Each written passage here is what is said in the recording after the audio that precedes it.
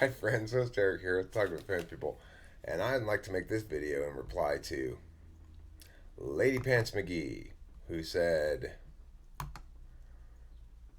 that she can't decide if she is or doesn't know if she's a ENFP or a caring ENTP. Sounds like you named her. Her name's not Lady Pants McGee, it's Kyra Watkin. What? You did name her. Yeah, I did name her. What do you want? Oh, you want the one Pablo. No, I don't. What do you want then? You just point. Okay. You do. Okay, I got you. Okay, the Juan Pablo is not a problem, okay? I'm going to have some Juan Pablo right now. It's called grapefruit juice. Jeez.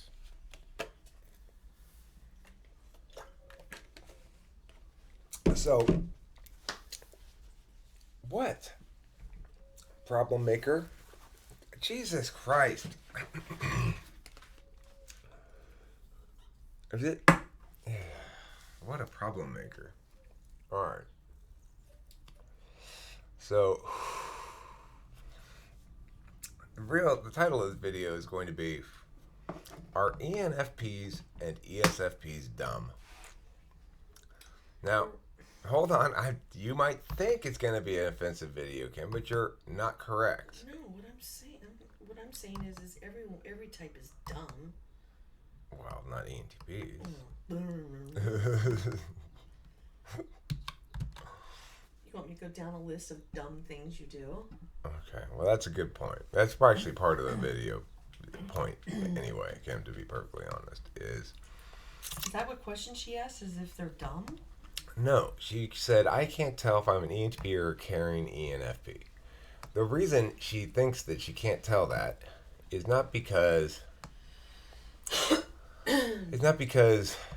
she thinks that ENFPs and ENTPs are equally smart and she's dumb or something. It's the opposite. It's because she thinks ENTPs are smarter and she's smart, and so she must be an ENTP. Well, it's not an unreasonable thing to think, but the problem is that ENTPs are not smarter than ENFPs. They just think they are. They think they're smarter than everybody. This this woman of mine is a real piece of work, let me tell you. Anywho, wait, is this on mono? There. Okay, so the thing is, the reason people think this, or the reason that ENTPs are considered extra smart, is two factors. One, it's in being an intuitive instead of a sensor. The other one being TI instead of FI.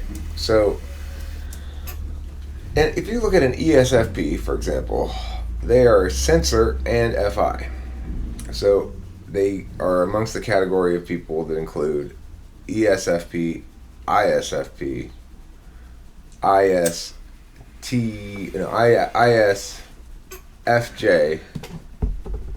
Well, a sensor and a feeler. ISFJ, ISFP, ESFP, ESFJ. Those people are both sensors and feelers. It doesn't mean that they're dumb. It means that they're less abstract or intellectual in their thinking, probably, though. So Kimberly is not, by any stretch of the imagination, dumb, and yet she's not a thinker. She's an extroverted feeler, and she's got amazing introverted intuition sometimes about specific things, but she's not an intuitive, so it's not her primary matter of concern. She does struggle a bit with meaning-related things in terms of understanding how words work, basically, from a TI perspective. But she's got third slot TI, so she and I are on the same page in that regard. If you are an ESFP or an ENFP, you've got polar TI. What does that mean? Does that mean you don't know how to think? No. It means you don't view conditional logic as a meaningful way to evaluate anything. Just as I don't view introverted feelings as a meaningful way to evaluate anything. this woman says, well, I don't know if I'm an ENTP or just a caring ENFP. ENTPs don't care. That's that's kind of our number one defining trait. Now, the thing is, it's super misleading to say that. Obviously, I care a lot about a lot of things and a lot of people and a lot of little animals and stuff like that. But what I mean by ENTPs don't care is they don't ever successfully, meaningfully, or very rarely do they look to their own authentic valuings or countervaluings of things as a justification for any position or action. So, the reason type tests are ineffective, one of the big reasons, is ESFPs and ENFPs, when answering questions on them, are going to self-identify as lots of things they aren't. And the reason is because they are judging, they're using a tool function with their feelings. They're seeing how they feel about this. Do I feel like I'm smart? Well, do I want to be smart? Yeah, therefore I am. Do I want to be logical? Yeah, therefore I am. Well, that's fine. It doesn't matter, because you see, that's sort of proof of the legitimacy of that metric. It doesn't matter. Logical consistency at the end of the day is unimportant if your life is working well for you. And so, while I might say, but that's not fair because blah, blah, blah, blah, blah, and I insist that we have some sort of agreement about the conclusion of things, that doesn't necessarily make the situation better. It doesn't necessarily solve anything. I may be right, but the other person accepting my rightness is not nothing meaningful supervenes upon that. So for me to be right is great and all, but that doesn't mean that we're going to do anything different or really adhere to any conclusions or anything like that. It's all conditional. So you don't have to be good at conditional logic to be smart. If you're an extroverted thinker, you'll probably view conditional logic as that thing that is irrelevant once the facts come into play. Well, I know we all agreed that given assumptions A, B, C, and D, the conclusions F, G, H, and I are all valid and preferable over alternatives. It doesn't matter now that this new piece of data comes into play. Oh, but there's a big gaping hole in it, so therefore it won't work. We can chit-chat about what things ought to be or will be all we want, but the reality of what things are always will defeat that on some level. So, sorry about that. It's probably inconsiderate to blow my nose on camera, but I had to blow my nose. So,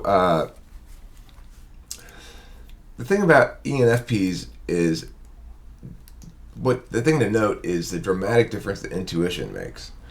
Because they're intuitives, unlike ESFPs, they have a high degree of openness in the Big Five sense of the word. And as a consequence, they're less attached to their tool function. For the ESFP, they're extremely attached to their tool function. It's all about what they feel at the end of the day. And since they act in the physical world, they act out their feelings rather than the metaphysical world. They don't make meaning about them as a nature. Then the meaning that is implied by the feelings becomes the only meaning. For intuitives, ENFPs, it's a whole different ballgame. And I've met plenty of very intelligent, very competent, capable ENFPs. I had a policy debate coach who was an ENFP without any conditional logic. Now, I don't understand how exactly he did it, but he didn't do it the way that I do it. So, he didn't go through all the possible arguments and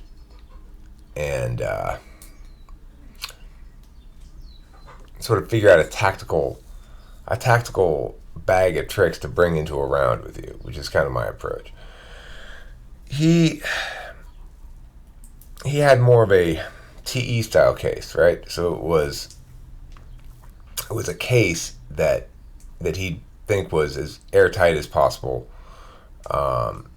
and he's better on the AF, which is sensible.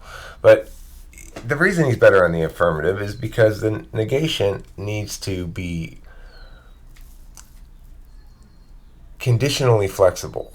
Like whatever comes up, they need to be able to understand how all those arguments link together and either contradict or fail to contradict each other. And that's the specialty of the ENTP. So the takeaway, though, is it's very plausible and possible for ENFPs to be very good even at argumentation. I'd be surprised if many ENTPs could beat Justin, my former ENFP. I actually had 2 ENFP policy coaches. Again, what's his name? Freeman. Freeman was an ENFP too. God, he was chaotic though. Oh my God. I've never met anybody quite as chaotic as he. And I mean, he put me to shame. I'm fairly chaotic in similar ways, kind of messy, kind of, tend to get obsessed with my little thing that I'm doing right now or whatever. But he was a nightmare in terms of his chaos. But a smart guy. And again, a policy debate coach, which is as high a position in terms of argumentational intellect as one can possibly attain. I mean, it's the top of the hill. So much so that I delegated that job, right, for a while. I just didn't want to take on the workload of policy because you got one topic for an entire year and you got to prep out every single possible argumentation chain associated with it, or have strategies in place for just about everything. So, it's a project that begins the year before. When the topic comes out in the spring of like this year, then next year's topic came out like in May, right? So if you're going to do policy seriously, you should start in May, and by the time the first term rolls around, have 5 months of heavy lifting already done on the topic area. So it's a little bit more TE in that sense, a format. You're a lot less likely to get away with squirrels. Squirrels being weird little arguments that surprise people. In general policy debate, at the top level, you have to reveal your plan text to minimize the extent to which people can pull out totally random squirrels that people have no possible way of having prepared for. So anyway, the point is, it's supposed to be about the argumentation, not about pre-round tactics or strategy. You're supposed to be actually a better debater and more prepared and all that kind of stuff. Anyway, the thing is, I've also encountered ENFPs who have not been exposed to enough argumentational rigor, and they can be ridiculous. For example, I took an ENFP out on a date right around the time when I first met Kim, and I was dating a little bit to see which woman find a woman. After Kim was the first one I dated on that little jaunt of dating, but I went on a few dates after her before I decided that I liked Kim better than anybody else, or that I wanted to be with Kim, basically, that I was already smitten with her. So, one of them was an ENFP. I took her to a gastropub in Glendale. It was expensive. It was like farm to table gastropub. It wasn't super expensive, but it was expensive. It cost me probably $100 for dinner for the two of us. And anyway, we had gotten along fine on the phone. We met on OkCupid, and we met for dinner. And the first thing she did was start in on capitalism and how bad it was, while she's enjoying this meal at a capitalist business selling farm to table for you know, smug urbanites, being paid for by me, a small businessman who is able to pay for it because of capitalism, and who's a corporation himself, and then she's going off on corporations, and I was just like, do you even have a definition for wealth? And she's like, what? Do you have a definition for wealth? Well, what do you mean? Wealth is that which occurs when one applies labor to resources. Well, oh, well, that's the communist definition, and I'm a socialist, and it's like, no, it's not. It's the only definition that's meaningful, and you don't understand anything, and here you are. We got in a fight like instantly, right? Well, from her perspective, it doesn't matter that her positions make no sense at all because she's feeling the injustice of inequity. She's not experiencing it probably, but she's feeling it. So she's reading about other people. She's reading stuff like the income gap or the wealth gap, and she's assuming that, you know, there's a big pile of money someplace that the government hands out, and that they're handing it out unfairly. Of course, it doesn't work like that, but that's the risk of ENFPs who are allowed to ideate without any pushback in areas where they shouldn't. So public policy generally is not an area where ENFPs or ESFPs should do much work because they're not equipped to do it. You need TI. Public policy is the one area which should be exclusively TI or as close to exclusively as possible. But in all other areas of life, and most of life is not politics, then ENFPs are at least as smart as ENTPs. And the fact that intelligence is situationally specific makes sense. The reason there are all these different types of people, in some sense, is, I don't know if it's really the reason, but let's just say for right now, is because each of those manners of intelligence or manners of attentional strength are useful, pay off in some capacity. So if you think you're just a really caring ENTP, then you are an ENFP probably. All right, you might even be an ESFP. The reality that I've determined is there are very few actual ENTPs out there. Very few. And there are some of us, but a lot fewer than the stats say. A lot fewer intuitives than the stats say in general. The tests pop out intuitive for anybody who's smart, and that's not the case. Take Taylor, for example. He's an ESTP. He's a thinker, a TI user, and he's very smart.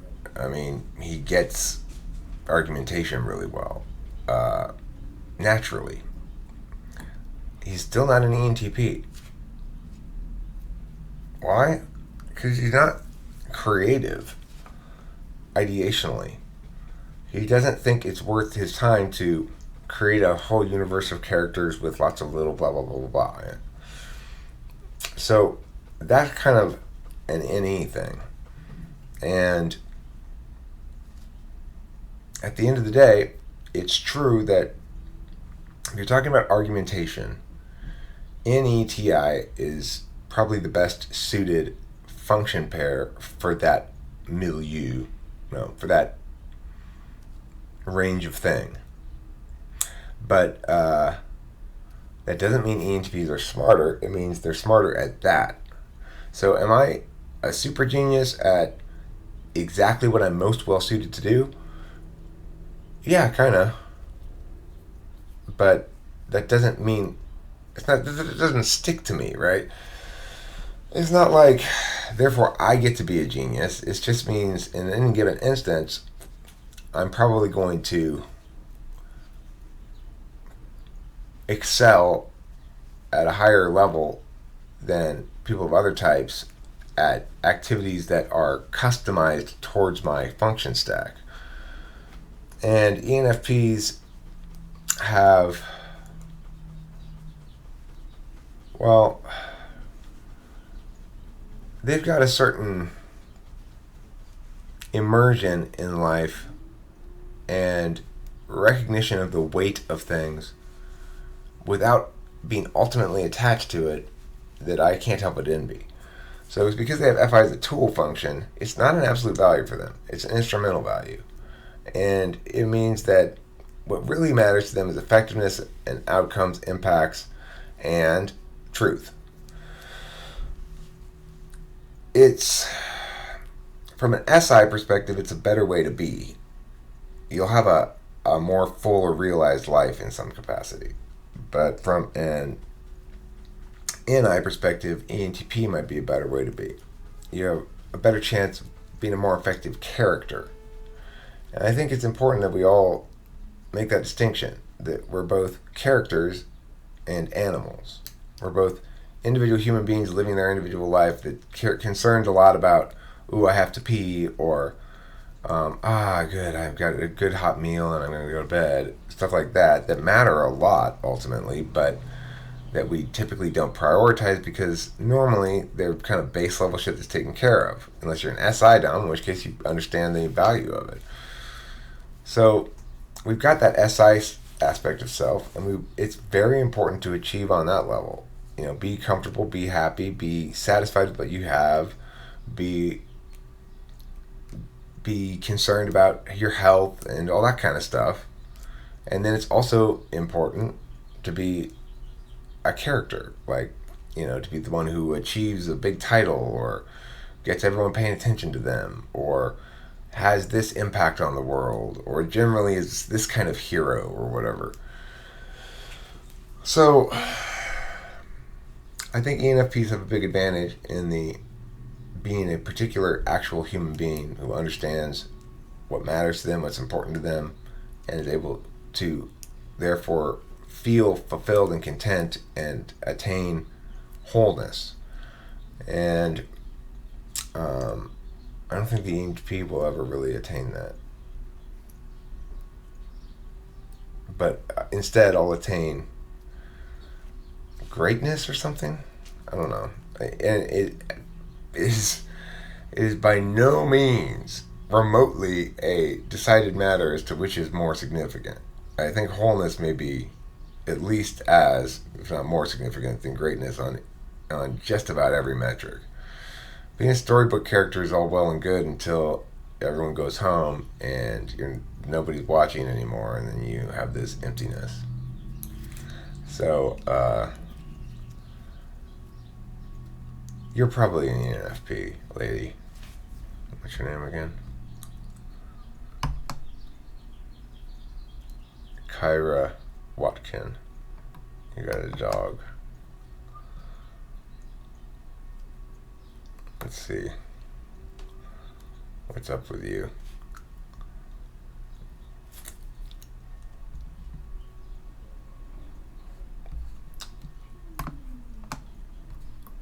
Funny ugly sweater dress. Welcome to my ugly sweater. You're looking sexy there. What's your name? Looking loafy and juicy. Anyway, I'm not into ENFPs though, so sorry. I already got a woman. But you do look juicy as hell. Alright, that's it for this video. You know it's not okay to flirt with ENFPs, Eric. They're crazy. You don't want to flirt with those bitches. Just kidding.